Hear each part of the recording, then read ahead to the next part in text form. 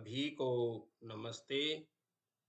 आज हम अवग्रह चिन्ह का प्रयोग कहाँ व कैसे किया जाता है इसके विषय में पढ़ेंगे। तो सबसे पहले हम ये जानते हैं कि अवग्रह चिन्ह के विषय में क्या क्या भ्रांतियां हैं।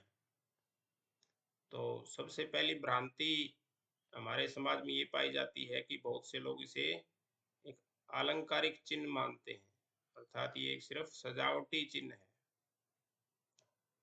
तो ये सजावटी चिन्ह नहीं है, बल्कि इसका एक विशेष व्याकरणिक कार्य होता है। तो इसके विषय में क्या व्याकरणिक कार्य होता है उसके विषय में हम आगे जानेंगे। तो बहुत से लोगों के मन में भ्रांति रहती कि इसका प्रयोग केवल पुकारने के लिए किया जाता है, जबकि इसका प्रयोग व्याकरण संबंधी कार्य व छंद शास्त्र में भी किया जाता है।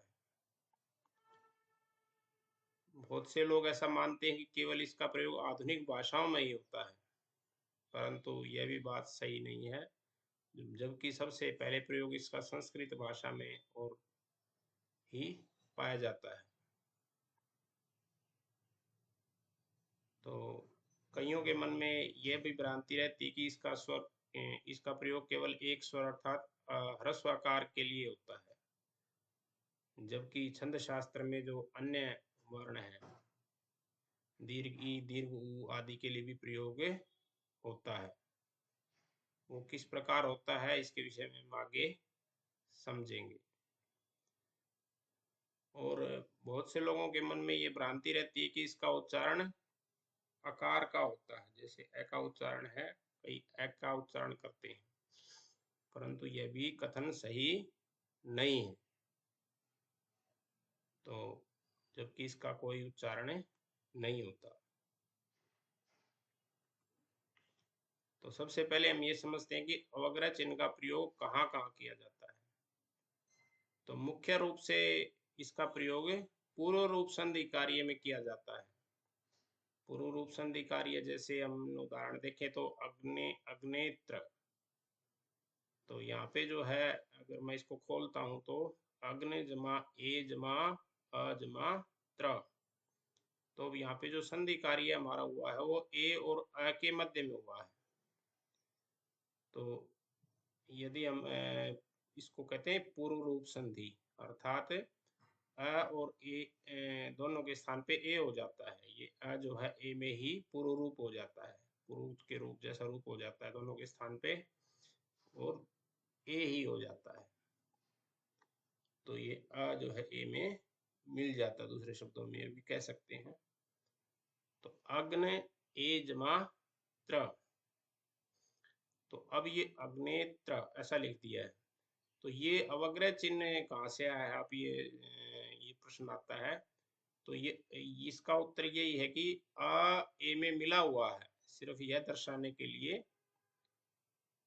अवग्रह चिन्ह का प्रयोग किया जाता है। कई लोग अ की तरह उच्चारण करते हैं, परंतु अ की तरह उच्चारण इसका नहीं करना चाहिए, क्योंकि इसका प्रयोग सिर्फ ये इसका मुख्य उद्देश्य यही दर्शाना है कि अ ए में मिला हुआ है, इसका यहाँ पे अन्य प्रयोग नहीं है।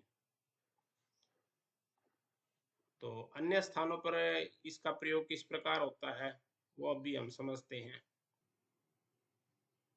जैसे आधुनिक भाषाएं हैं, हिंदी, पूर्वी हिंदी, बिहारी आदि जो भाषाएं हैं, वहां पर इसका बहुत अधिक प्रयोग देखा जाता है। तो आधुनिक भाषाओं में इसका प्रयोग पुकारने के लिए मुख्य तौर पे किया जाता है, जैसे हे रामा। तो जो अंतिम वर्ण है इसको लंबा खींचने के लिए, दीर्घ करने के लिए जो है इसका उच्चारण इसका प्रयोग किया जाता है। तो छंद शास्त्र में गुरु मात्रा अर्थात आ, दीर्घी, दीर्घु या संयोगे गुरु से, जो संयोग पर रहते हैं, जो पूर्व ह्रस्व है उसकी भी गुरु संज्ञा होती है, उसको दर्शाने के लिए इसका प्रयोग किया जाता है। जैसे उदाहरण के तौर पे हम देखें तो अर्थो ही यहाँ पे जो है तगण में दो गुरु और एक लघु मात्रा का प्रयोग हुआ है। तो दो गुरु मात्राओं को दिखाने के लिए इस अवग्रह चिन्ह का प्रयोग हुआ है। जैसे हम यहाँ पे देखें तो अर्थों में र और थ से पूर्व ह्रस्व ए होने से जो है संयोगी गुरु से ए की गुरु संज्ञा हो जाती है, और थ में जो ओ है, ओकार की दीर्घ अंश है, दीर्घ की भी गुरु संज्ञा हो जाती है व्याकरण के नियम से। तो दो गुरु और एक लघु मात्रा को दर्शाने के लिए यहाँ पे छंद शास्त्र में अवग्रह चिन्ह का प्रयोग हुआ है। इसलिए यह कहना कि सिर्फ आकार के लिए प्रयोग होता है वो सही नहीं है।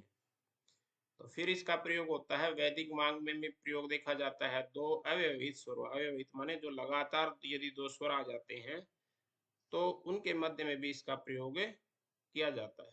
वहां पर क्योंकि जो लगातार स्वर आते हैं उसे विवृति कहा जाता है।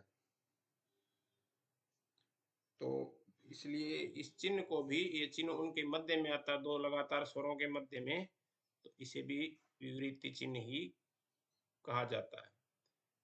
तो अब जैसे उदाहरण के तौर पे हम देखें तो ये यजुर्वेद के पहले अध्याय का पहला ही मंत्र का टुकड़ा है एक, कर्मण आप्यायध्वम अग्न्या इंद्राय। तो ये जो है यहाँ पे अणा के अ और आ के बीच में हो गया है इसका प्रयोग। लगातार दो स्वर आगे थे ए और आ, और आ और ई, इंद्राय, अग्न्या का आ और इंद्राय का ई, इसके बीच में भी इसका प्रयोग हुआ है। तो इस प्रकार वैदिक वाङ्मय में इसको विवृति चिन्ह कहा जाता है। तो इस प्रकार आज हमने देखा कि अवग्रह चिन्ह का प्रयोग कहाँ कहाँ किस अवस्था में किया जाता है और किस प्रकार इसका प्रयोग किया जाता है। आज का पाठ हम यही समाप्त करते हैं। आप इस वीडियो को लाइक करें, शेयर करें व चैनल को सब्सक्राइब करें, जिससे भविष्य में डालने जाने वाले वीडियो की जानकारी आप तक पहुंचती रहे।